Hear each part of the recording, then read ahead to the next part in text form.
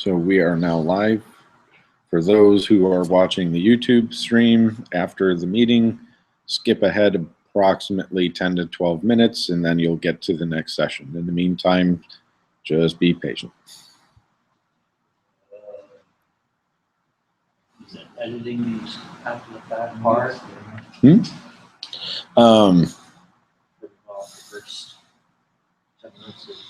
It's not hard. It's just a matter of sitting down and actually doing it. You have to download the video. You have to download a local copy. Use some other software to whack and off the front and then right. upload it. Like Movie Maker or something like that would be plenty powerful enough for that. At the moment, fourth day is sort of in 3 or 4 different places. Mm-hmm. It would be hard to download them, make a local copy of all of them, and then upload them to one 4th channel. Should be doable. The project, if we get a bunch of people volunteering saying, I want to do something useful, yeah, that might be something you could say, okay, you're useful, do this. And now we'll offer helpful advice. Yeah. Free advice worth what you pay for it, is that what you want to say? Yeah, I mean, I can do it. It's just when I come home from work, it's like I'm so brain dead, I don't even want to turn on the machine. Oh, so. Yeah, like I say, it's all your free time. Yeah. I wasn't proposing that you do it. I was just trying to get a yardstick as to how hard it would be. Yeah, it's to stick some more sap with the task of doing this. Yeah. Like, maybe endow Jason to go through them all and consolidate them all in one place so that they can all get lost at once instead of piecemeal. Right.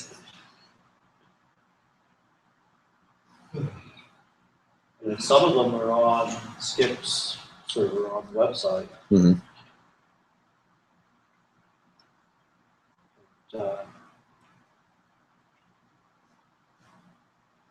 know how much space it has. At one point, I was sort of thinking of buying a whole new server that might take more usable, larger drives. Mm. But incorporating that into Skip's IS infrastructure seemed to be more effort than we might reasonably ask of him. Mm.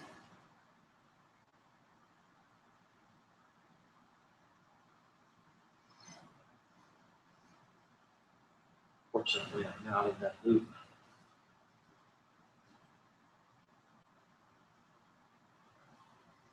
Yeah, I'll work on that email later. When you were playing the music video, that's what I was. Yeah, I'm sorry about that. I can't really think of what to say anyway. More inclined to, well, I'm using this processor. This is where you go to find out about it. Yeah. Have a nice day. That might be a good start. So, did you want to fire up PowerPoint at Dave's slide position? Yeah, already. Okay, let's bring it up. Bring it forward. Is there a title page? There is. Awesome. Dave's so organized. But before I do that, I need to do this.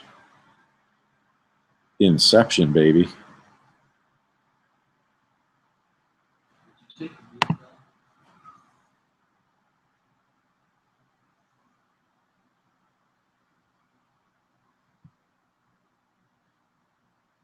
Ooh, what's up with that?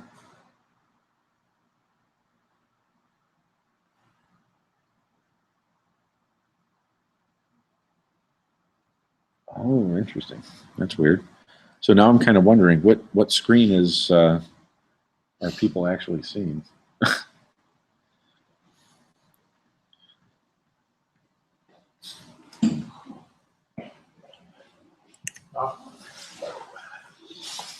Well, if you want to invite me, if you want to spend 10 minutes and invite me, we can look at the stream on this machine. Or have you sent the email yet? I did actually.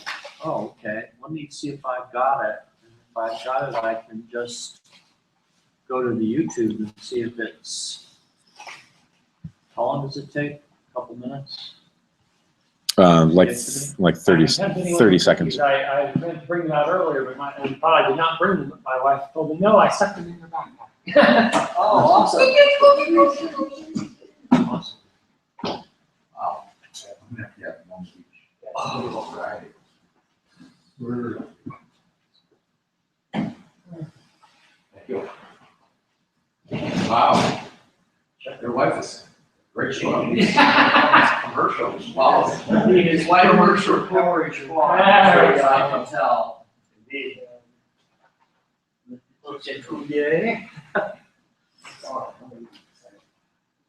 Oh, now I have to get more coffee. Well, I have to go with the more cookies.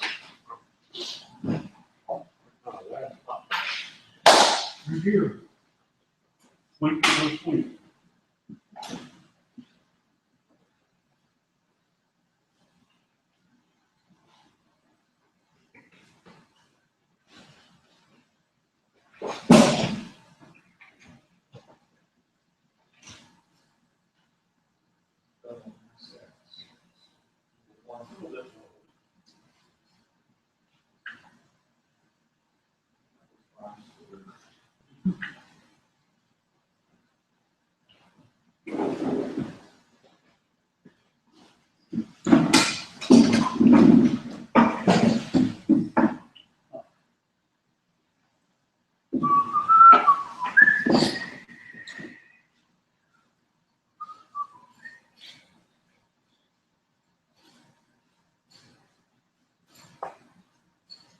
You have them all judged by the end of the day, Dave? Yeah. Come on. 7. Let the red ink flow. Maybe I'm on 8.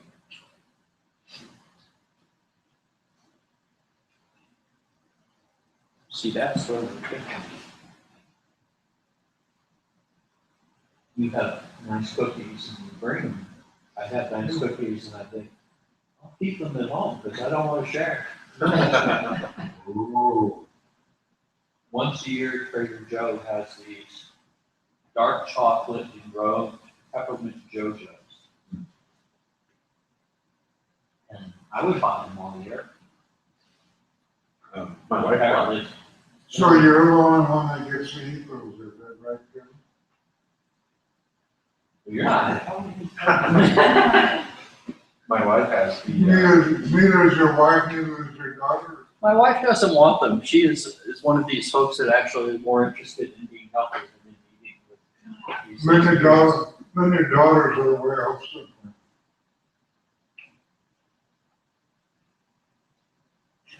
So I think that will be. The exclamations of a teacher who then was like, God, and then just red blank questions.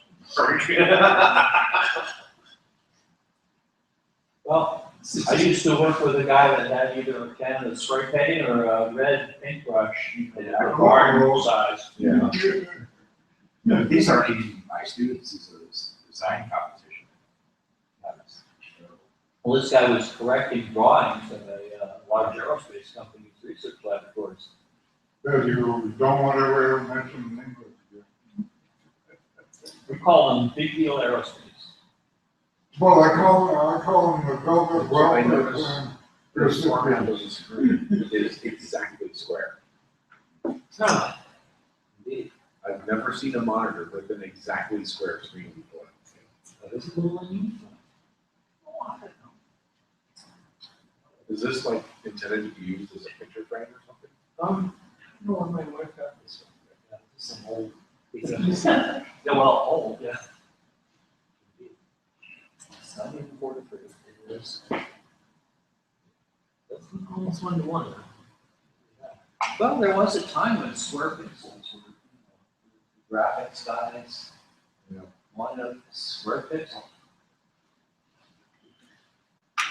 1024 by 1024 of them was a big deal back in the olden days. Until they run into the wrong edges.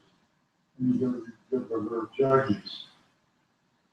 And you say, well, maybe not. Were Well- you able to bring up the YouTube? John, in general, pixels are dots and they have rounded corners. It's just a question of having the same height as width. That's what a square pixel is. It's not actually There's one other- individually square, it's just that if you have a 10 by 10 array of them, this is high.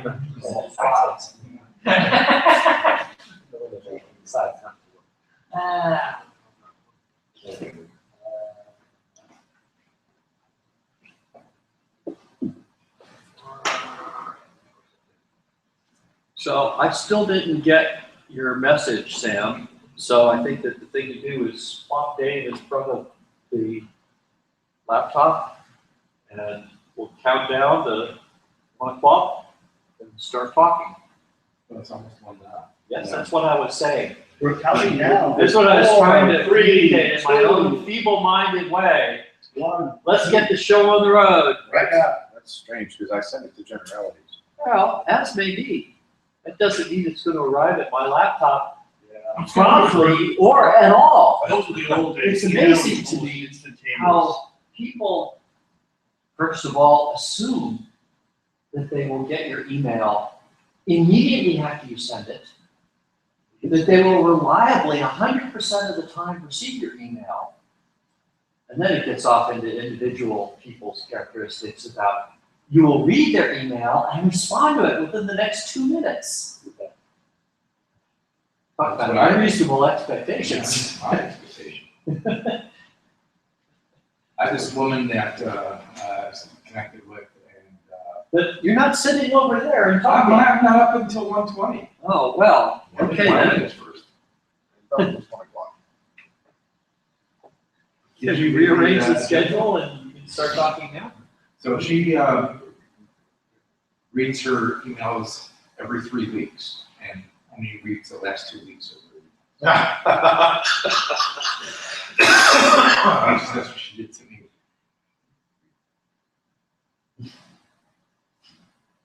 So I was like 5 steps ahead of her. My wife ran into an old friend of hers. This was some time ago, and we asked, okay, do you have an email address? Oh, yeah, but you have to call me and tell me, send me something, because I don't have to read it. It's like, okay, well, why do you have an email address? Well, yeah, I'll write you a letter to tell you that I've call you. In fact, I tell folks to send me a text message. My phone tells you have mail. You have snails. That's it.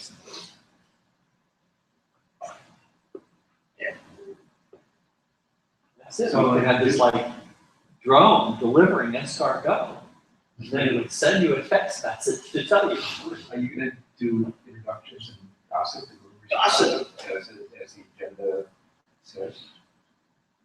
I don't think the agenda. I'm going to go My by agenda that didn't part say of the agenda message that says, do we rearrange things? Yeah, sure, something. All right, introductions, rumors, gossip, announcements. Let's assume that the camera is working. Nah. Good afternoon and welcome to the afternoon session. I think we're going to probably get into Dave's talk a little bit faster than the agenda actually states. But let's go around the room for our own benefit and say what each of us will say what we think we might do to get things a little more lively around here. And this morning I talked about maybe reinstituting the FIG bar with some kind of once a month or more frequent online hangouts where we get together for an hour and blather about forth, maybe have an online speaker, some sort of deal.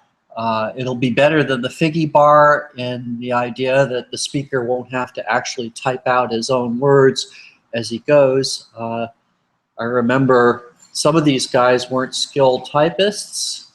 A couple of times they would play a canned statement, and it seemed like it would scroll by a little bit faster than I could read it. Just goes to show you, those were the days. I think they're still online somewhere on the interwebs. If you're interested, you could go back and look for some of that old figgy bar blather. So one thing I was thinking we might do, and I think I've proposed this in the past, is devise some killer app and demonstrate it at Maker Faire. Like a device, I recall once proposing that we build a device that takes batteries, rechargeable batteries perhaps, and tests them. And depending on how much time we have available to us and how many people are interested in participating, we could devise a loader that would place batteries between test contacts and maybe go through one charge, discharge cycle, or one battery tester cycle, and say, oh, this is a good battery, or this battery has a charge on it, or this battery's dead, or whatever, and then reject it, or maybe sort it into a pile or mark it or something. I'm not sure if we're ever going to have another table at Maker Faire, both in terms of our interest in being at Maker Faire and Maker Faire's interest in having us there. It seemed like the last year, both of those things had sort of... We registered very late last year, which is why we didn't get the table. I think that there are two things going on there, like I said. One is we were less interested last year. So Which probably led to I could say maybe, you know, if I believed in causality, I could say that the cause was we weren't as interested, and the result was that we registered late. And the proximate cause of not getting a table was we registered late, but the root cause was we were less interested. Or I could say, gee, it wouldn't really have mattered when we registered. The folks at Maker Faire saw us a couple of times, and they said, you know, these guys just aren't as exciting as we'd like them to be. And there's no way to know for sure. The arrow of causality sometimes points in both directions. You know, it may be some combination of those things, or it may be all on us. And you know, I used to, when somebody asked me, well, you know, you show up early and you stay late sometimes, and these other guys, you know, some of them, you know, don't show up till late and they leave early. And I said, well, I can decide what I do, and I can't decide what they do. And I don't want to be in a position to try. That's a losing game coming out of the box. So I think that we can try to get excited about Maker Faire, but that might affect how the Maker Faire folks feel about us. But I can't decide how Maker Faire views us. I can just decide how we view Maker Faire. So going forward, I say the thing we should do to get FIG and SVFIG going a little bit better and with more participation is to think of some killer thing to build using Forth, show it off at Maker Faire or other, maybe take it around to the robotics groups or other groups on the meetup site, I get these emails pretty much constantly saying, oh, there's an exciting new group on Meetup. And you have to assume that there are other groups that aren't using Meetup, although why that would be is something we can discuss. So let's go around the room and Sam, what do you think we should do to get a little more momentum going behind SVFIG? Something, so the biggest complaint that I heard from, That's all right. I'm way over here. So the biggest complaint that I heard from the Maker Faire folks was they were deeply concerned about interactivity. They want flashy lights and blinky lights and buttons to push and things like that. So the battery discharge monitor, I'm not sure that would be interactive enough for their liking. Well, one of our colleagues, I think, built a box for his kid, which had a bunch of controls and lights and stuff, and it was really just a toy for, you know, a little, maybe a little bit post-toddler, but that might be the killer app. But I'm talking about more in general about, you know, not this particular thing of building a killer thing for Maker Faire, but in general of getting more interest going in SVFIG.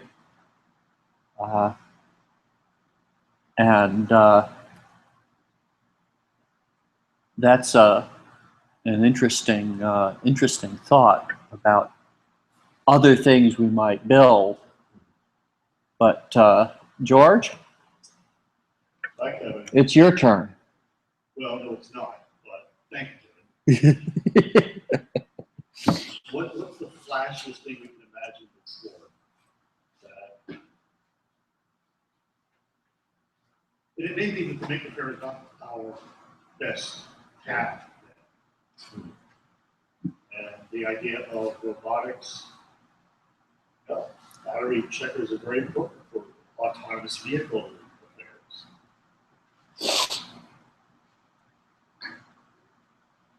That's true. No, it may be that our search, the idea of becoming really popular may be either premature or not effective. It may be that clever operating system analogs or add-ons or whatnot are the way to pick up more players in the fourth interest group. It's not that we want to get people interested in things that folks do, but get folks who are interested in doing things, the actual applications. And to that end, I think that we've done pretty well in finding and attracting folks who are active in developing, if not directly for, then for life, homebrew computers, for example. Well, Brad has given us one good path to popularize Fourth in terms of Fourth haiku. So unless you've got something else exciting and interesting to say, oh, we can popularize FIG and get more participation and more speakers and more interesting stuff going on, I motion for a short bathroom break, and then hopefully Dave will be willing to actually blather. I think that kind of movement may be widely popular. All right, on that note, Sorry, motion to I don't get to say. Well, right now, Did you guys have anything to say? we had the urge, it was an urge. It's a So, John? Well, John Carpenter, how about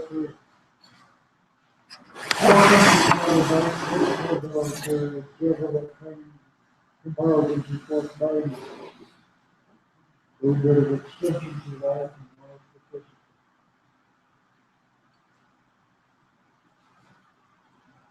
Yeah, it's hard for me to imagine what kind of venue we might use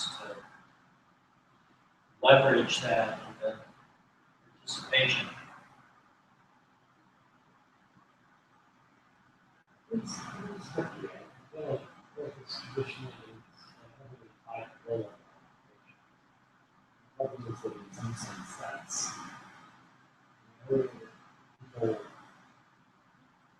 people are smaller and smaller subsets. And I've always felt like, in some ways, that the interesting part is hard to say. That's hard because it's like everybody really wants to do something down to the level. There's not a lot of incentive to collaborate. There's not a lot of incentive to build something great. I think if something Chuck once said, it's like, yeah, if somebody builds a web browser, you can stand up and take note that there's actually functional. What sort of way is sort of subject But that's a huge stack, right? So the trouble is when you're buying the big stack, you're going to be spending all your time worrying about how you operate well without the libraries. It's burning. Well, he comes in how to do that. You know, you have to give them to play.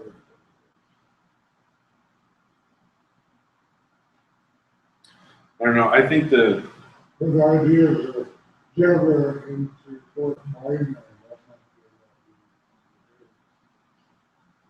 not good. I don't know about that, because obviously I don't know semantics that don't manifest until you run on that. Sorry, that question. But Java is so subject to be garbage practices.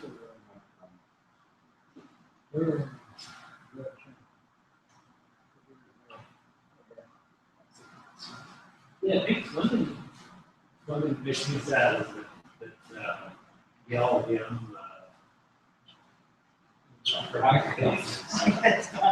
it's important. It's not really such a profound deal. Yeah. There's no hope of It's not the way. you can I remember they being more heavy. Well, They what did not is really the talk about it. The difference on pictures of the stack. Yeah. Their index stack. Yeah, we return stack. We're seeing stuff like that one, the data stack, the other simple stack. I think that's really. Yeah, you can use that information. Plus, that's a whole, that whole. That's I think I remember that's how it started. But that's when people. Or Hanukkah Yelp for you. Yes. I see that. So it basically just boils down to we need, I mean, it boils right back to what was originally said, which was we need that. I'm just saying that. You know, Well, we need an app first before we can train it to be a killer. Because right now it's like, it doesn't really matter. You know, most applications that most people think of are written, you know, substantially higher than languages. I mean, a lot of today's apps are written in a dialect of JavaScript that you can arguably say is itself a new, almost a new language. You know, CoffeeScript, for example, or CoffeeScript doesn't know JS. It's very, very different from just straight ahead coding. Built for internet. It's got, Fork is not, Fork is this widget, but not general. It's a general issue. Well, from a semantics point of view, Fork and C are actually quite close to each other. So, yeah, so you need to find something that, or you need to create a consistent set of libraries for Fork that people can import and start using and then they can build. So, because realistically speaking, you speak with most software developers these days, you ask them, you know, write this thing. Excuse me. I promise I'm You ask them, write this thing in Java. And the first thing they do is they go right to the Java standard.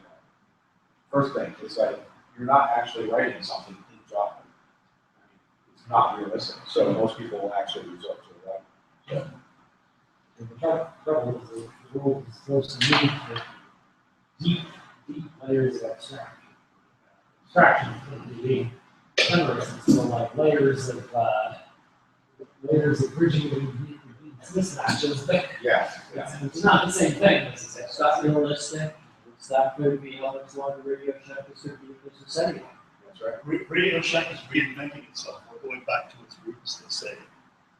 They're selling leather crafting. They Oh, I remember. rolling up the Galleria and going back to parts. They think they want to do make type stuff again. It's hard to consider the bottom of the stack. They can be makers, making stuff. They can be making stuff.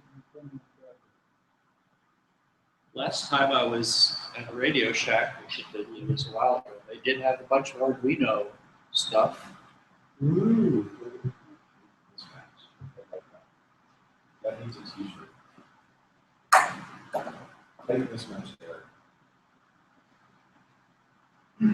So what are we doing?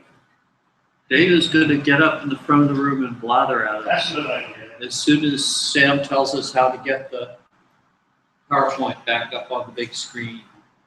Well,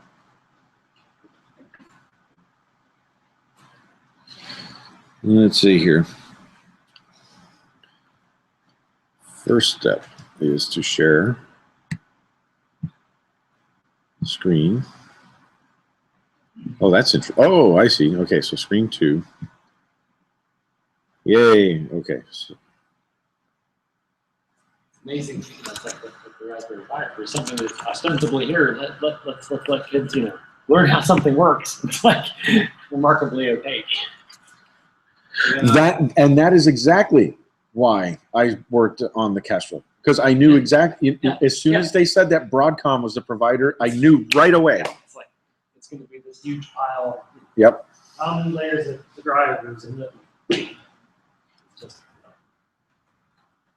Okay. Well, why is this? Are you running 2 screens? I am. Give me. And they're not showing the same thing. That is actually not strictly a problem. And that's a good, because I had mentioned Well, the good Google. I found another fork actually. He's fallen into work on porting Go. So You work for Google? Oh, okay. So- There we go. Okay, so now let's switch over here. But see, now we're mirroring displays, but now we have this split screen problem again.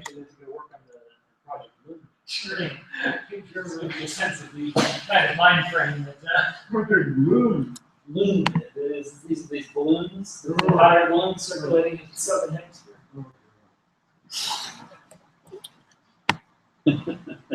They're over the minefield. I've been told they hire everybody, just that certain people can stand to stay. And that's how they long term review. I like that place. They hire people. Where the hell? Is that what it's written? I don't know. I'm trying to grow on the interview. You know what? Certainly trying to grow folks in the interview. Turn a whole lot of folks away. Yeah, at least that's. I want a hiring committee actually. Who do you want? We got Madison. Yeah, you know where it goes. So obviously, there's some, but there's some people that can do things better than really do. Special way. Especially when they're 20%. Although people get remarkably wrong in things. Or the 20% becomes 40%. Well, no, or more like the 80% becomes 120. Oh, yeah. Yeah, well, I know that it's burn. The other, most of them burn out. And then they leave one. Okay, this is not working. It's not, I mean, they used to have a lot of folks who was pushing around like their stock would sort of keep that for about 4 years. So it used to be, you stay in 4 months or 4 years, and depending on there's been so much turmoil with that, and it's not. Yeah, it's not yeah, as- 4 months was too costly, 4 years was okay. but, Well, that's when it's going to get fussy. I mean, people have 4 years before they should. So that's where it. But yeah, no, now it varies a lot. I mean, I've seen folks where it's, I remember, there was one guy that pumped it out there. He was for about a year. He's like, I miss having some clarity about direction. Oh, no. I mean, Google is the only place that knows how to get it. Okay, we can't view this in full screen. Okay. But I am now mirroring this window, so at least people can see the contents of the window. But you should be good to go now. I apologize for technical. Okay, thanks, Sam. Okay. Fast.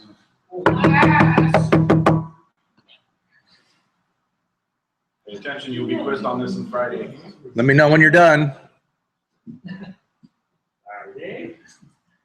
Okay, so I'm Dave Jaffe, and I collect interesting items to show at FIG meetings such as this. And these are things that just appeal to me because they're small, useful. They can be transducers or actuators or CPUs. And just things that I see them, I say, my first impression is that it's interesting. So that's why I call it interesting items. Oh, no, this isn't working. What am I? Oh, down arrow instead of side arrow? Yeah. No. But you have to select the window though. Okay. Sorry. There you go. So these are things that I've seen in trade magazines, but I have not bought or used them, and I really haven't done a lot of research in them. So I really can't say that I have a particular expertise or knowledge in them. So don't ask very many questions. The entirety of the information I have is the scanned ad that's accompanying each slide. And there's a website listed that if you want more information, you can check it out yourself. But I just thought I'd basically bring these to your attention. So this is a small module that's called a real-time remote access module, and it's advertised as a transparent UART gateway. You can see that there's actually two pieces to it. There's a very small module, which is in the upper right-hand corner, that extends diagonally, and it plugs into a motherboard or daughter board or whatever that provides connectors so you can get to the things. And it looks like the middle connector is a serial connector, because if it says UART on here, I mean, I presume that's a serial board. And these are, consists of the module and the evaluation board. And I think they're,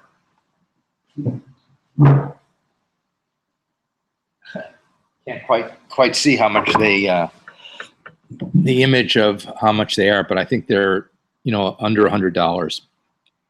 So I thought that was interesting. So, and they got a full page ad, so they have a big budget. So this is something actually endorsed by GE, and they say it's a direct path to the brain of your GE appliances for 20 bucks, and they set up a design competition for this. So it basically hooks up, it's an Internet of Things type of device that GE is doing. And I just read an article about this organization called First Build, which is looking at how to make appliances, especially GE appliances, more cool.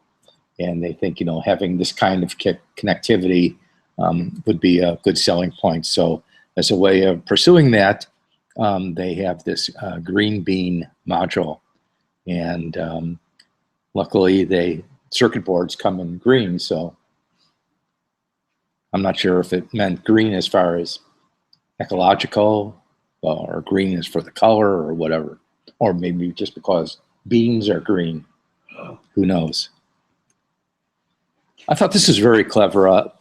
Time of flight sensor. So early in my career, I did time of flight sensor for sound, ultrasonic sensors, transmitters, and receivers to measure distance. Now, of course, you can do that with light as well, but since light is so much faster, you have to be a little bit more, not precise, but a little bit more nuanced in how you measure the much shorter time it takes for light to do this time of flight. So there's a suite of chips that does that. And so they're looking at how to recognize your hand, to maybe look at gestures, and to do things like mid-air swipes to like change the channel or alter some control scheme. But they have a bunch of chips that apparently does all this, and so that's pretty clever. We've been at these SVFIG meetings, and particularly with Dr. Ting, we've been looking at oscilloscope probes and modules. And here's one that SVFIG sells on the market right now. It's a plug-in probe that actually does a pretty high sample rate, 100 megasamples per second, and it can do an FFT, and it's like $100. So that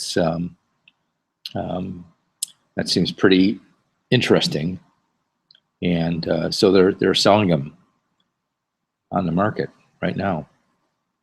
Yeah, I believe it has a USB output, so you actually plug it into a computer.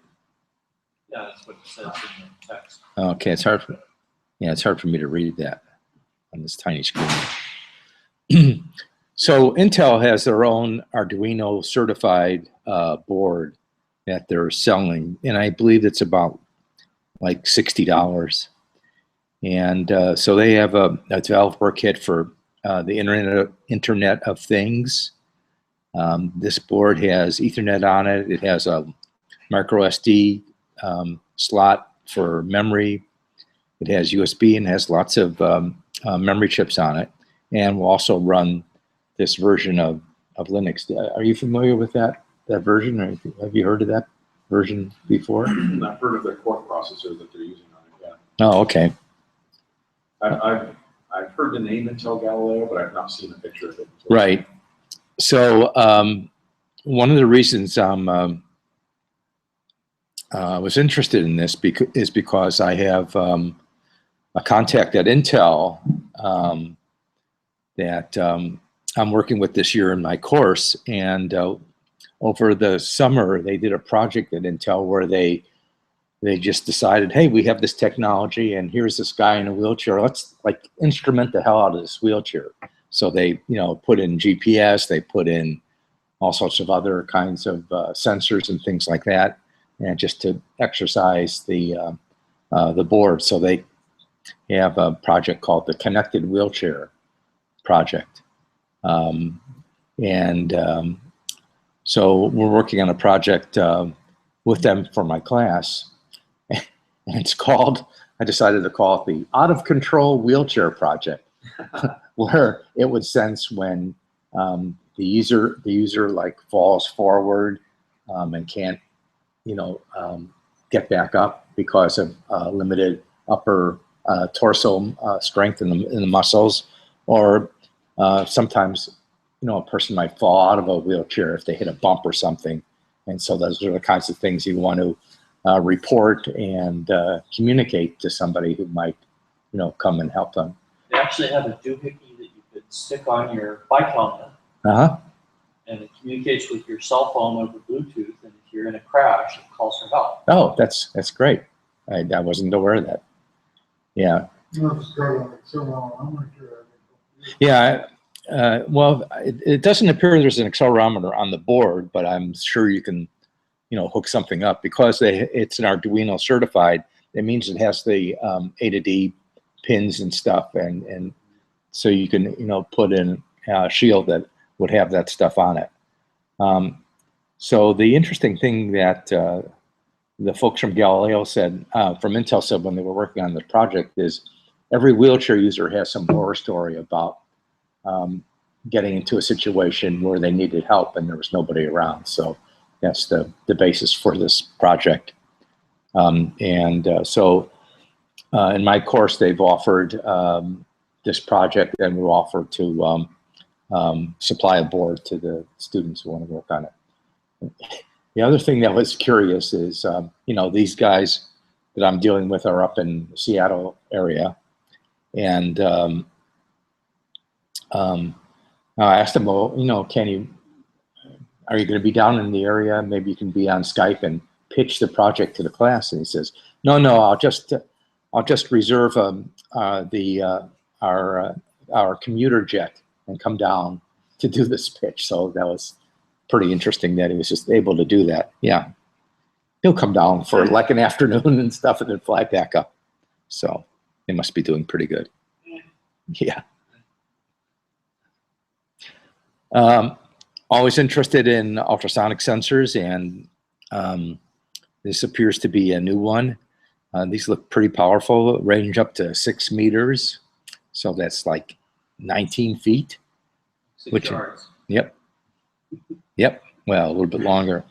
Yeah. And they have a analog and digital and RS-232 output. So, of course, I use ultrasonic sensors as a way of measuring head position, but it's not clear what the minimum range is if you were to mount these closer to you to look at your head position, maybe to move a cursor around on the screen while your hands are on the keyboard. That could be one application for this, but I don't recall what the minimum range is, which is be important.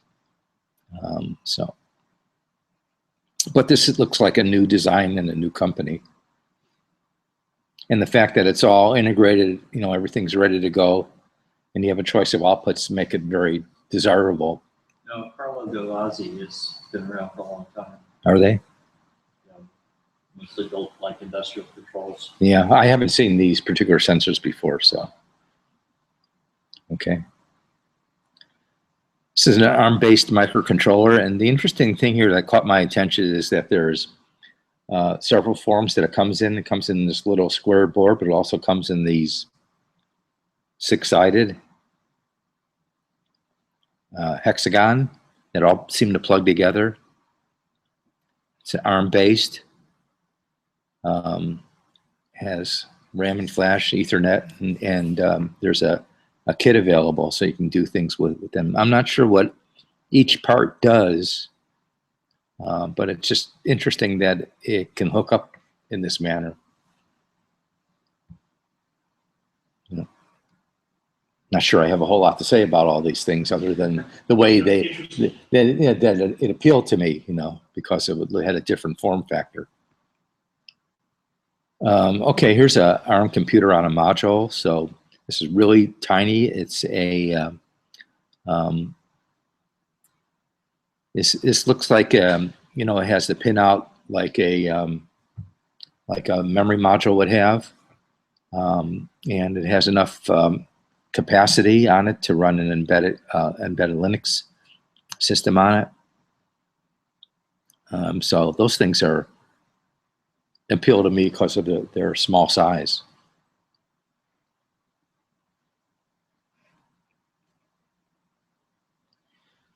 And we've seen a bunch of these in the past where you have you can connect on one end to a serial port, on the other end to an Ethernet or Wi-Fi port. So here's just another one of these modules that have this type of capability, serial to Wi-Fi with a internet protocol stack on board. So it might be a very simple way of integrating an embedded system to provide this kind of Wi-Fi connectivity that you might want.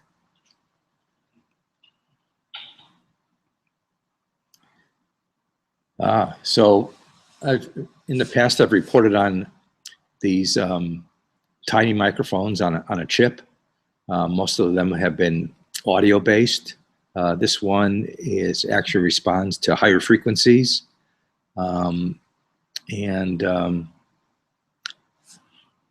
I guess the idea here, when they say touchless gesture recognition, and data transmission, and 3D positioning, they must be bouncing some ultrasound signal off of the target in order to get the gesture recognition and stuff like that. And this is just the sensor for that. That's what I got out of it. And these things can be, just soldered into an embedded board. A very small device. Another Arduino compatible development board. This one has looks like it has integrated motor control, or maybe a shield that plugs in. Inexpensive. It looks larger than the regular Arduino though. So it says it's advertised for the Internet of Things. Has cloud software and motor control shield. So here's a 32-bit microcontroller, again on a very small board. Yeah, it looks like there's USB, and not sure what these other things are, but yeah, a lot of times you don't get a whole lot of information even from the ad. Those.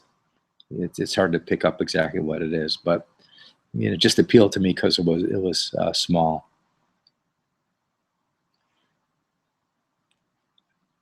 So here's a gesture-based user interface, and this one, instead of using ultrasound, actually used this electrical field, and I'm not sure exactly how that might work. I presume that it creates some kind of field that can be picked up, or when you perturb it. I know that in the past, people have worked on devices like this. I believe Motorola had a device, and they were using it in just a very simple application for wireless presence monitoring to see if somebody was sitting in the passenger seat. But this one, it goes a little bit further in that it has it can recognize gestures, so it's all done on the chip, which is pretty clever. And that's it. So if you have any questions about this will be on the website, and you can. I've included a link so you can learn more about these devices. Has anybody else seen anything in ads or a product or something that they might find interesting that they might want to share with the group? A web browser, possibly a couple things. Okay. But we were talking about that ultrasonic detector. I glanced at their webpage. Yeah. There's sort of two versions. One has a discrete output that says the level in the silo is now 2 meters away from the detector. It's on off. It's got like 2 channels of that. So it's And then it's got another version that's an analog output, current loop, 420 mil current loop. And it looked like the sensitivity of that was plotted between 0.5 meter and 6 meters. So that's the sort of range that you get out of that device. Can you There's someone check drowning this? on the side. The drive. Yeah. Well, the silo is, the fuel tank is half full, or the fuel tank is 3/4 full. I'd like to try swimming in a storm to see if it's possible to not drown.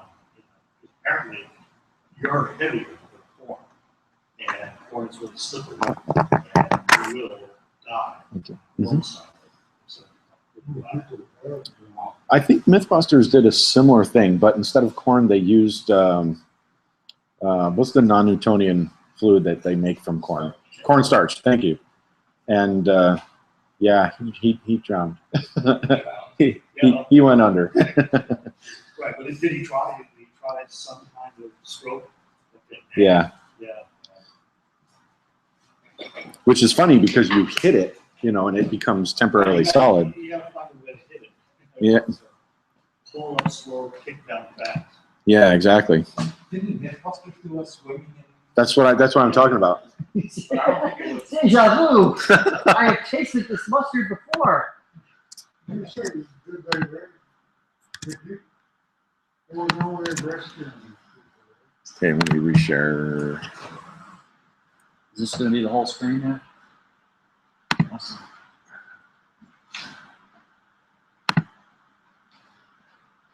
There'll be a short lull in the action while we figure out what the hell we're doing. Yeah, no kidding, right?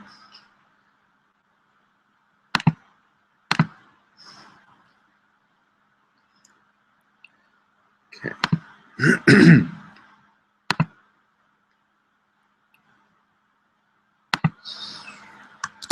Okay, there we go. We should be transmitting a web browser now. All right.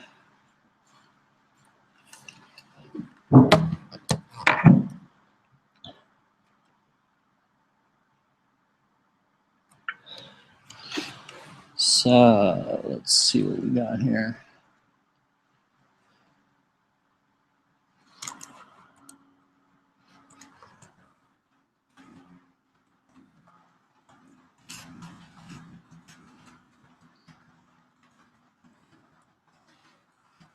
There was an interesting little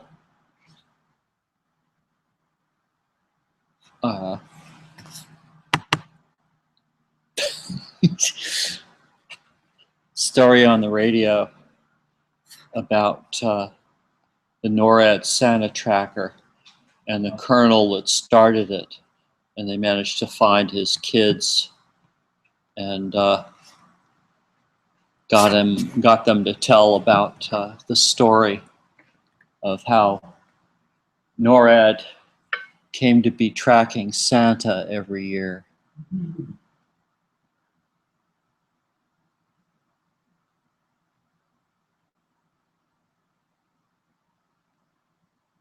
Things are to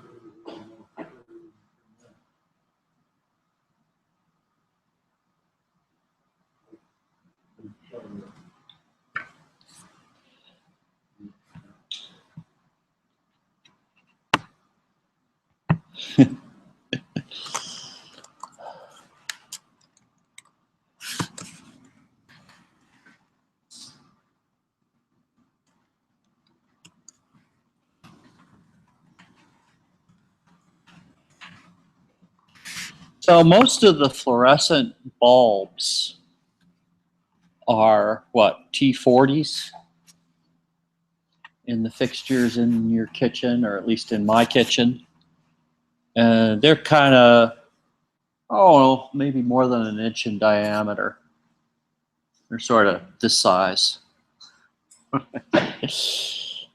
And they have gradually been replaced, at least in commercial installations, sometimes with incentives from the power company or the government, with T8s, which are better in a couple of respects. I guess cheaper in the long run in terms of how many you use and what the cost is to operate them. the energy cost in particular, I believe they're more energy efficient than the bigger, fatter ones. But if that just isn't good enough, they now have T8 bulbs that instead of having a fluorescent bulb, it's just a string of LEDs. So as if your Christmas tree LED string wasn't good enough, you know, now you can put T8 replacements, direct plug and play T8 replacements in your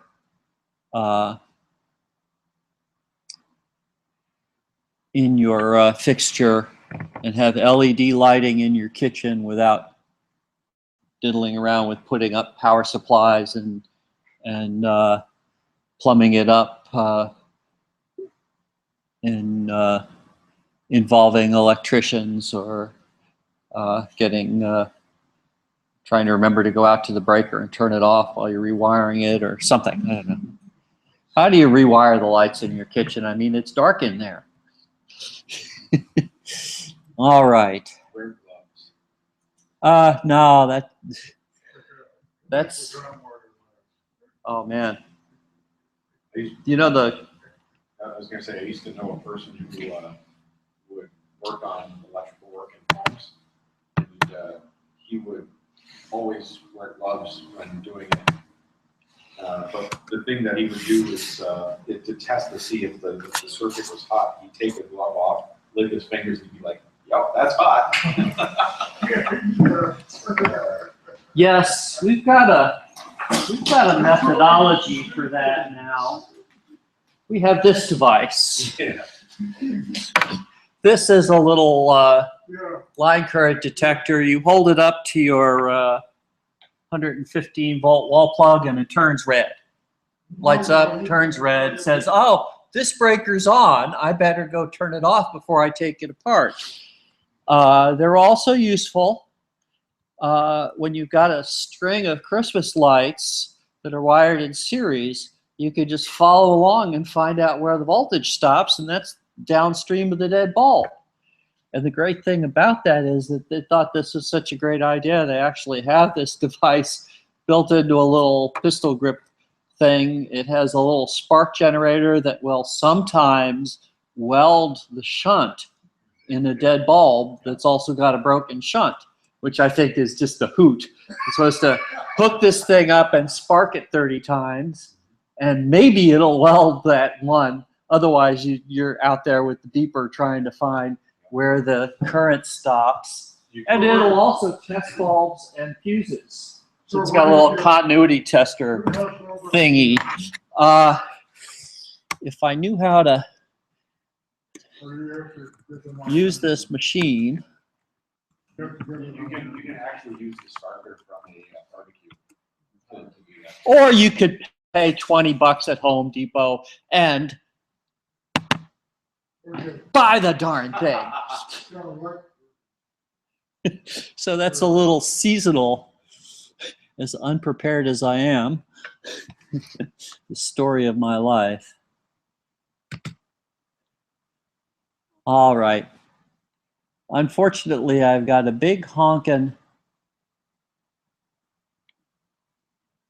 pile of links associated with, oh, here it is, here it is, here it is.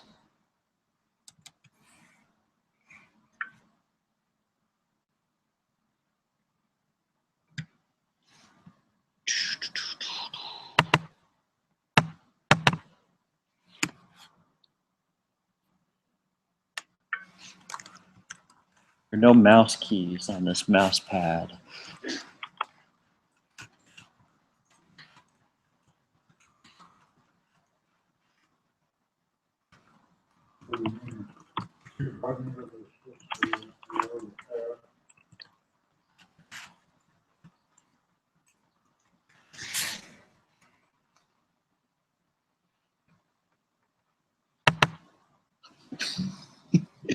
This is so exciting. So I assume that the browser is what they're seeing out on the web here. So this device is a little thing that looks sort of like a coin, and you stick it to your bike, and then somebody steals your bike, and then this little coin thingy finds some passing stranger who has his near-field Bluetooth on, because I guess that's the way it is now, and his phones home and says, here's your stolen bike, and I guess geolocates it. And this thing is so cool. And I guess I'm now going to have to give Dave the link to this. What is that? I guess you Google it and figure it out for yourself. Do you remember that speech that Dave gave about not knowing anything about any of this crap? That goes double for me. I know less than nothing about any of this crap. But here it is, and if we work this right, Dave will have this link in his meeting notes. And you can, like I say, figure it out for yourself. But this idea that just some passing guy with a cell phone is going to be your, I guess, network connection to the network of things or stuff, that my mind was a little bit boggled by this. What simple people know to remove those? I can't understand what you're saying, John. People know to remove those things. If he knew it was there, I don't know. If you stuck this underneath the seat, how many thieves know about this? I mean, until I spouted it, I bet you $1 none of you knew about this crap. What? I want one 10 years ago. Yeah, he'll go back in time and figure it out. I remember there was, where I work, we have work orders attached to each job. And one work order had a due date that was 4 days before the start date. And I said that this is going to be hard to do. We're going to have to develop a time machine and go back in time to accomplish this particular work order. So, speaking of a short bathroom break, I think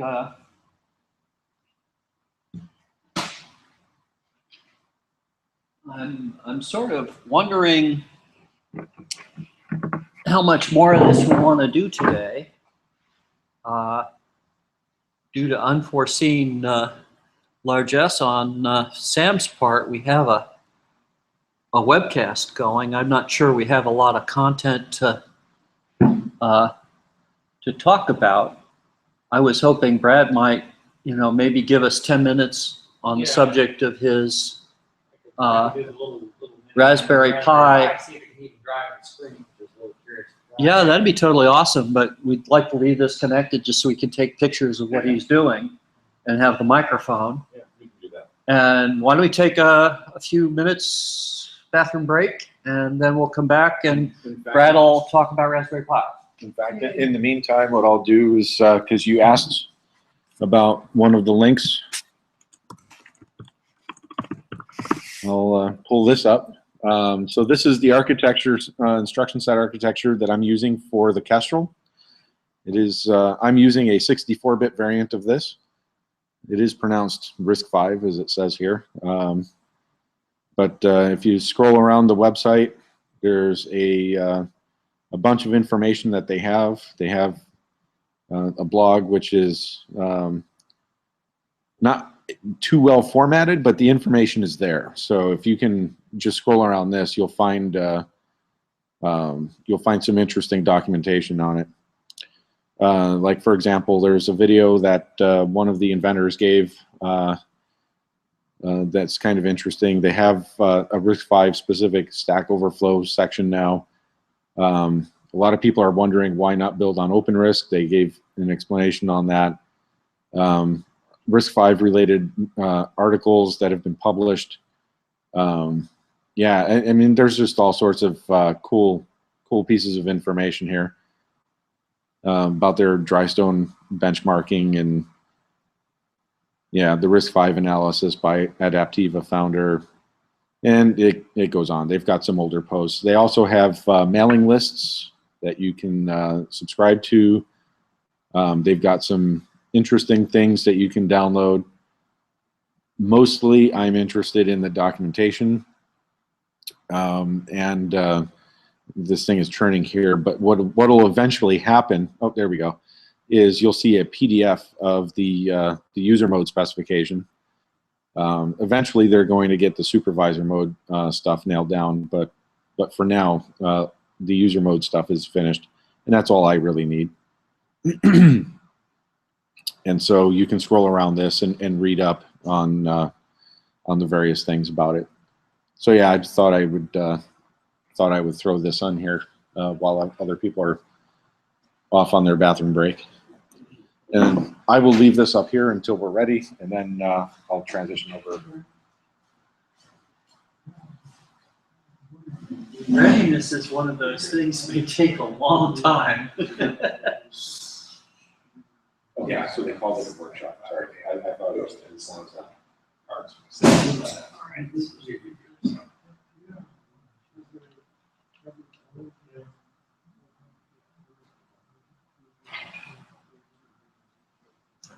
Oh, it's just I will take the liberty of sending a link to sv.org today for the meeting notes.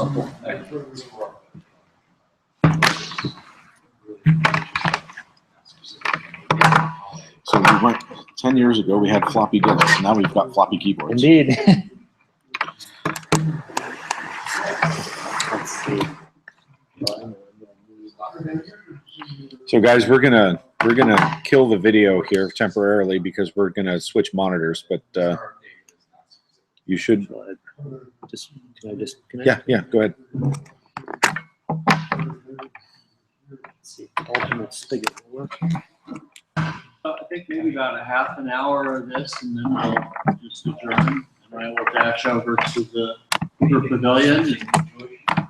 And those of you that are interested in joining me could do that.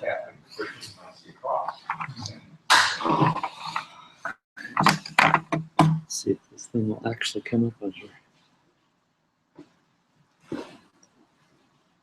Ooh, I see things. Such resolution. So many Dead pixels. people. Fake HW loading system time. What's the difference between the fake HW clock, which knows it's Saturday, December 20th, and the real one? I mean, it seems like it's working just Layers of fine. abstraction. Layers of abstraction. Yes. So does the fake hardware clock ask the real hardware clock what time it is? Is that how it knows?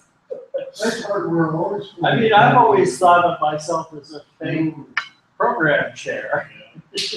I'm waiting for a real one to show up. Before I do that, Oh, I should do But it seems like we're still having meetings. That's what it is saying. Real meetings with real presentations. Yeah, it's kind of bizarre in that way. You must be sudo. yeah. SUDO. I can't. This keyboard is not.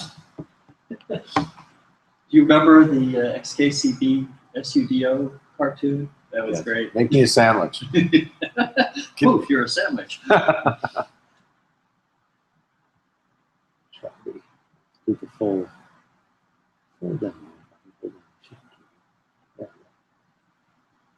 Shall I commence, or are we waiting for Dave? So Why don't we. you wait a couple minutes? Right, we did just start. That's true. It's So are we? sort of an amorphous. Somebody wrote. It was sort of an amorphous break. It wasn't an actual. So are we it wasn't going to anything that transmit treated it this finite. contents of the screen? I think so. Sharp instead edge. of, Okay, this was not at all thought out, so you know. that's fine. Why should you be any different or better than the rest of us?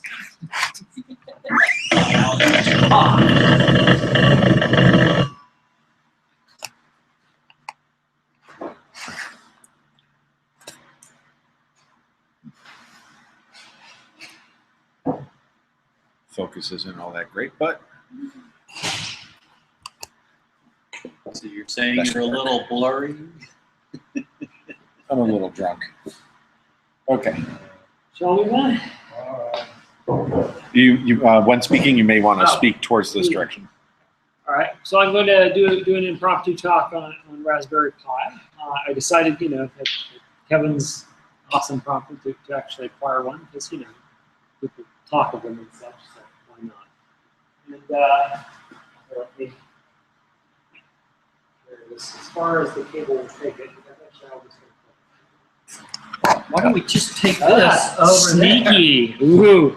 All right, so I ordered a fancy one because it comes with a case, and I would take it apart, but it's like tight to get in there. But anyway, here's the CPU, and they give you the bonus heat sink that you can glue on it if you so desire, so that you can overclock it with some degree of safety.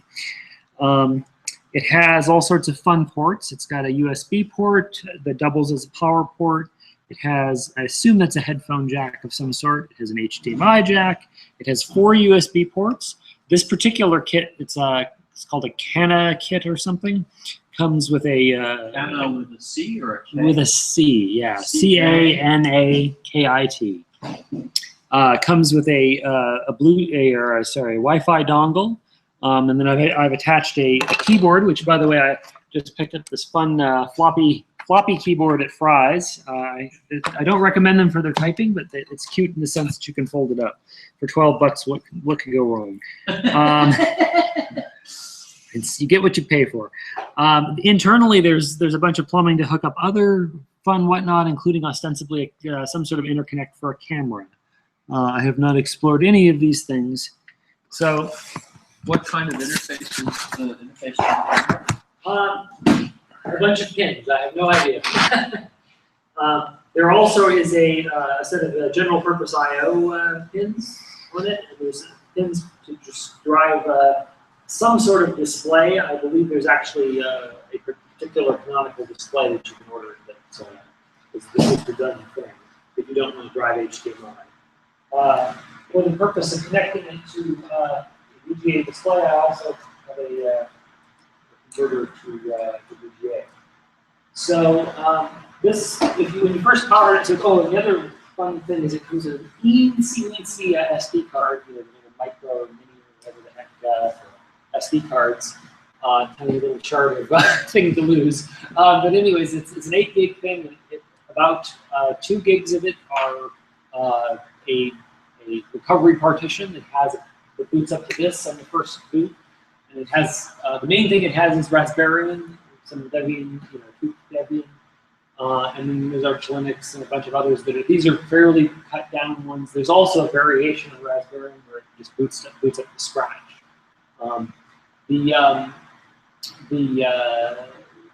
I've gone with Raspberry primarily because that's the only one that seems to come with any Wi-Fi drivers. Plug it in. So anyway, I've already done this. You sit there and you wait quite a while for the Debian install. So the first thing you do is make a copy of this? Yeah, the first thing you do is you copy from the backup partition to the main chunk. No, the first thing you do is make a copy of the SD card. Yeah, I should have done that. If you're like me, you're going to screw this up. Yeah, I'm sure you can get them online somewhere, right? It's open source, maybe. In all your free time, and then there'll be a different version that's not compatible with your hardware. Yes, you're thinking ahead. Because they've changed it since you bought it a week ago. So the other thing I'm not showing here, I could show it, but it's not particularly interesting, is the first time you boot up to this one, it comes up to a text configuration utility. And of course, out of the box, Raspberry Pi it's a UK thing, so everything is set to UK time and UK keyboards and things of this nature. And so you've got to go in and change all of those. And there is an option to boot straight into the X server, but I did this for now. I'll probably change my mind. So, and then they let you set up the default password and stuff. The default user is named Pi, so of course but anyways, you can start the X server and off it goes. It has some strange window manager of which I'm unfamiliar.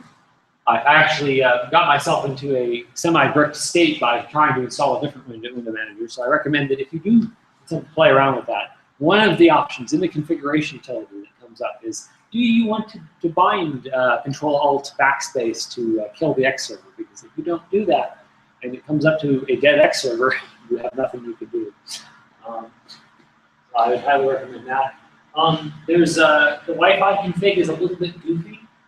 The other thing that was very interesting, having worked it and re-imaged it in the course of being here, my home network, I have actual decent encryption and whatnot turned on. That seems to make it very, very slow in terms of actually accessing the Wi-Fi. So whatever software driver it has to do WPA2 encoding is hellaciously slow, because it was much faster to do the install from or to do the updates on the open Wi-Fi here, well, the semi-open Wi-Fi. But underneath it has a terribly slow browser, as that is undoubtedly the only browser that can get run on space constraints. But Think about a Danzig Bear. Yes, It's not indeed. how well a Danzig. Do they have secure shell? they have secure shell. So skip all that stuff. Buy one of these and you're done. But that's cheating. No, just glue it to the bottom of the Kestrel, and you can bring it in and run secure shell under your Kestrel. So the thing that it does have, lo and behold, because it has it's just pointed at the happy group. I was able to do a sudo aptitude install G4. Lo and behold, it has Forth. So I had the ambition to. It occurred to me that I didn't have any doing anything interesting. I was in the midst of doing the thing that oops. So you didn't have to do anything clever except just tell it to go find it and install it. Yes, indeed. And it knew where this was, Mm-hmm. and it just pulled it The hardest down, thing and it was happened as if by magic. Yes. Awesome. I did. So I had intended to actually. Well, I attended like a few minutes ago. It occurred to me that I should actually have G4 do something. You have to just spell it right, Yeah. though. It's So sticky. the one I always like to do is that there's the old Xterm has built into it Tektronix Emulation. emulation. I used to have an actual 4010. Yeah. So I well, actually we were looking at something. Let's see. So I had intended to just do the little bit of Forth and do the escape sequences, but I just got partway through sort of keying them in and like, oh how the hell does this work again? And I got as far as how to startup sequences. So I didn't quite get to the lines, but had another few minutes I probably would have. But anyways, I will have that'll be the sole scope of my demo. So I can go run G4 if I loaded my words there, and I got it. Starts up the Tektronix. And if I had, done more codes, I could have drawn lines, but yeah. We'll get there. You get that. Save some of them. Yeah. Any questions? Is there like a document on the web that clearly, that's the keyword, that clearly specifies what the Tektronix codes are? Because I tried searching for them in the past and I've only found very obtuse references, usually read the Xterm source code. So that's the funny thing. So I was looking for said documents just now, yet again, every time I do this, I'm like, whatever. And normally if I could have just opened up my Mac. Found the last time I wrote code to do this and got it working, but I believe I did have to do a little experimentation. And the other thing is, my recollection, there's a bunch of these codes that are ostensibly supposed to turn on like dotted and dashed lines, and I recall in the past having trouble with those. I don't know if it's just that the Xterm doesn't actually implement the full set, or if those were If the code is wrong. the code is wrong. Yeah. But That may be unreasonable expectations. I've at least in the past I have many times had it probably based on by copying my old code, or at least looking at my old code, I've had it disabled the problem. It reminds me of my youth. Whenever I wanted the VT100 codes, I would look at the term tab Because looking them up in the real world is just too hard. And I was surprised, I think, actually, I don't know like those. Apparently there's, what is it, there's a font size one.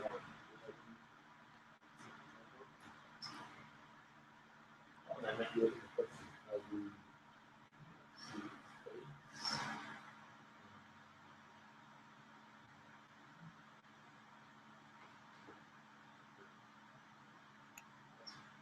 it's supposed to be.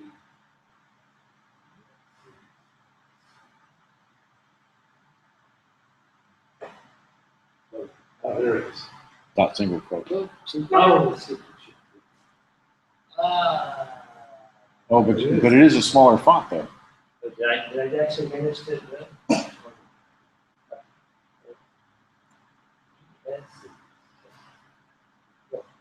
Dot quote.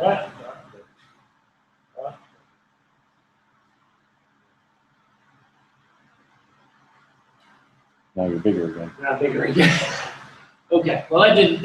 So So, maybe so somehow I got back to the small one. I guess the default is the stupid codes. Well, one of these days I'll actually do something with that. The let's see, what else have I played around with? There's a copy of Scratch. Oh, it's fun. There's one other little gotcha, by the way.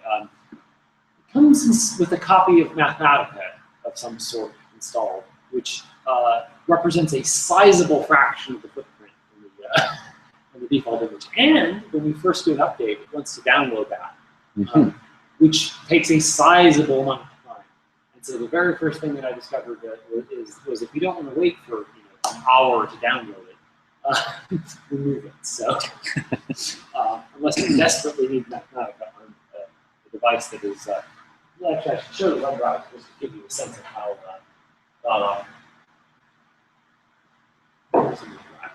so now I don't even know if did I actually double click fast enough to remove this. Doesn't look like it.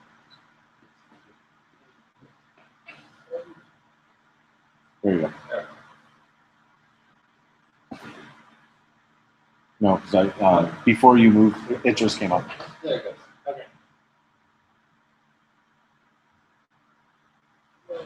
There we go. I remember what page it was on. Oh, here's the codes. That wasn't actually, that didn't make it look too bad. Oh, beautiful. So, there's some, boy, that's. Anyways, this top is pretty good actually. It was sort of closer than some. It's better than there's like the original manual, which is horrible. It's got these. This one was sort of at least in the ballpark of plausibility. Where's the character stuff? Here we go. What did I do? 58 lines. Oh, 8 is smaller. 9 is smaller than 8. Oh, these are some narrow lines.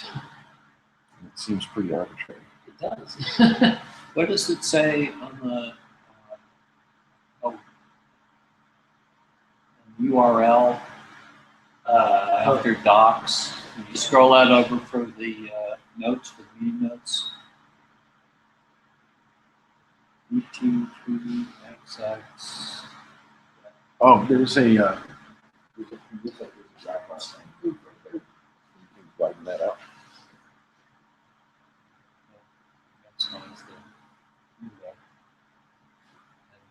Start.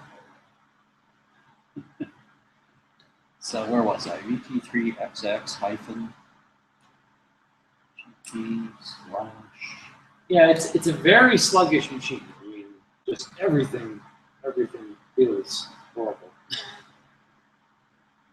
Well, we're also comparing a 600 megahertz box, single issue instruction dispatch machine with a 3 gigahertz 7-way issue multi-core. It's true. Yeah, it's. I am curious to pare down what's running, just because I can't help but wonder if whatever window manager this is a bear.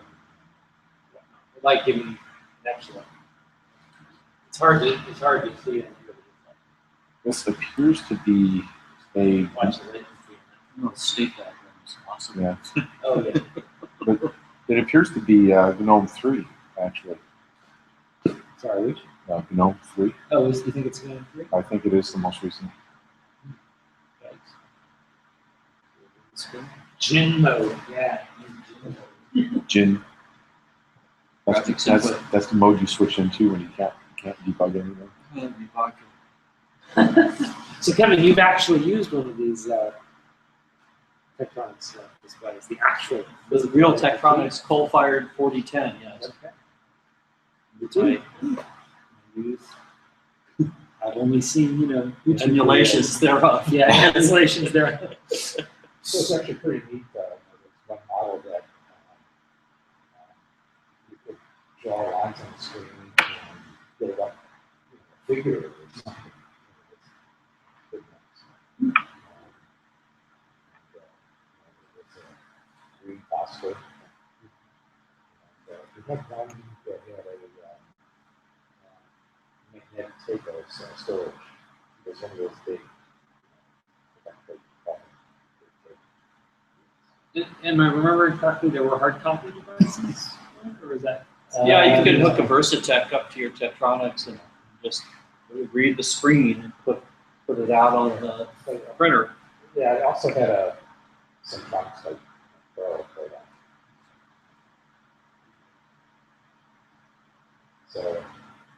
So I had a woman at the VA who wrote a thesis on that.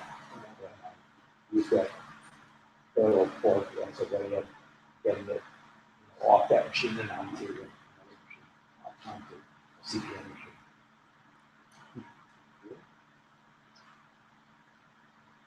So yeah, I don't know particularly what I had in mind to do with it, but Kevin's prompting just translated into me saying, well, all the kids have it. They also had a video output. Remember that, Kevin? VNC? I guess that would be dependent on which version you have, but the ones I'm familiar with just had a storage tube. In order to get a video out, you'd have to have basically a Tektronix emulation. They were painting a raster from a memory vector. You write your vectors out to a raster of memory and then put the memory up on the screen and also have a video out. And so there'd be no way to scan the storage tube and make a NTSC video signal out of it. But even Tektronix, towards the end there, even Tektronix was making graphics terminals, which were vector commands in that would put the graphics up on the raster too, because that's what was practical to build. I remember HP was sort of in that business as well.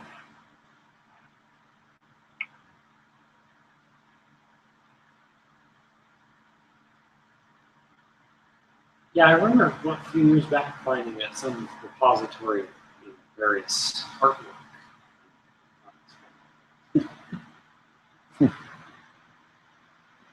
Sort of a subsidiary of the ASCII art that was popular at one time. Indeed.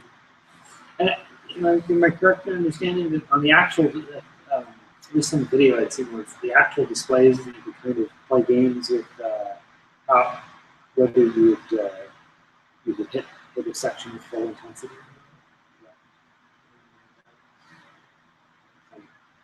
Like the highlight regions. Yes, you could do that. So that seems to be-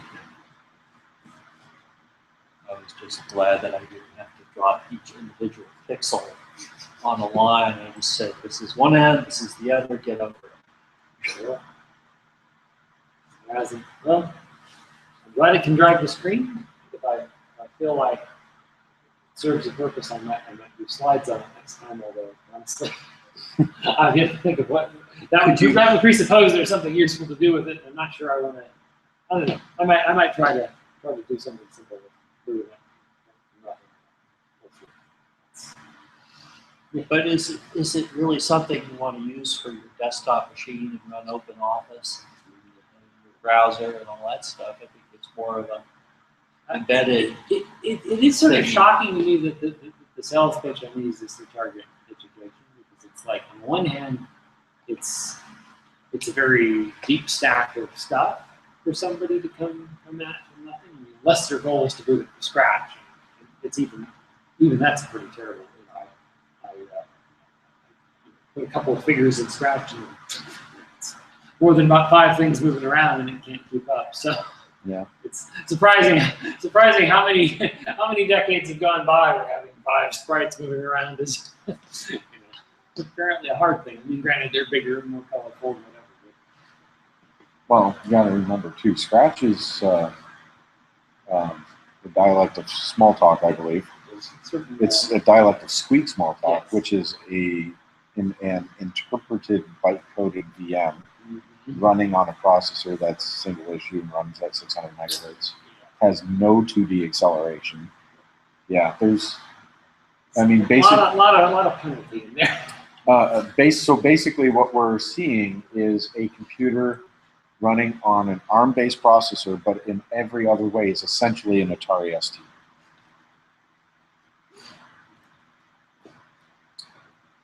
So yeah, I don't know. It's strange in the sense that it's hard to imagine being a terribly hackable device, but perhaps I need to investigate these. It would certainly be strange to imagine if this was somebody's only device that would explore it. It's so easily broken. Well, Experimental. But I guess what gets bricked? Well, I mean, just Flash in memory, the or- sense that you're coping with a single storage device. There's not a lot you could. I suppose you could back up what you're doing.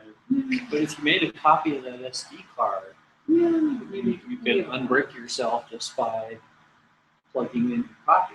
I suppose. Or you can telnet to it.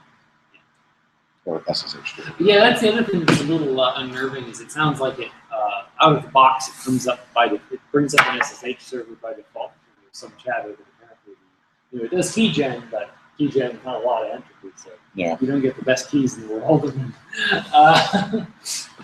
But yes, ostensibly there is I didn't dare to try to bring it up headless. But, ostensibly, you put it on the Wi-Fi network, you can make a guess at the IP it will sound. Come up and has a default password. And there you go. Why do you have to guess in the IP numbers? Isn't it there on the network? Well, You can see where it is. Sure, but if you're on DHCP, whatever it gets assigned. It tries to do that dynamic.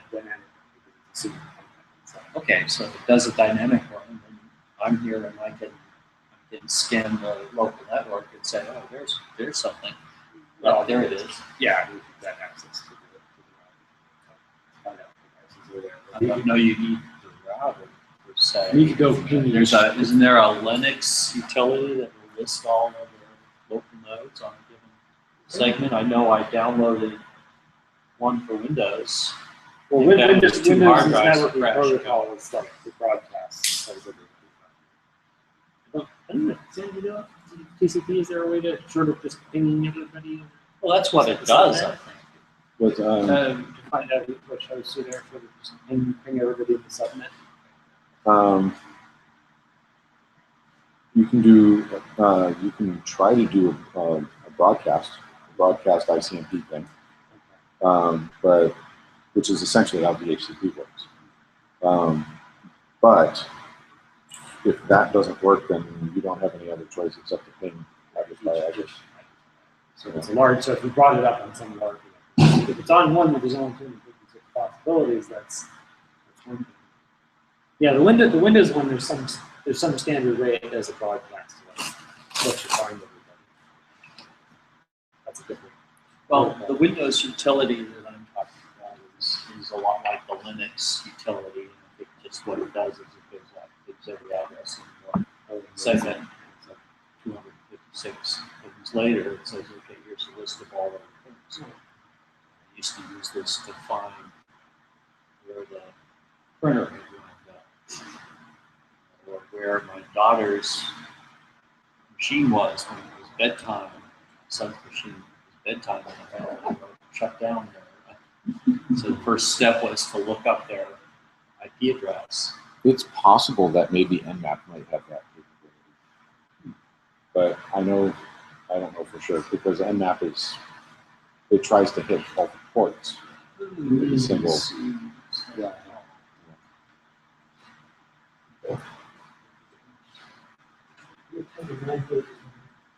So are we done? I think we're kind of done. How many of you are interested in going to the Hoover Pavilion? And George isn't here right now, so I'm not asking him. What's at the? There's an exhibit on, well, is it Women in World War I? Hang on a second here. Let's Google it.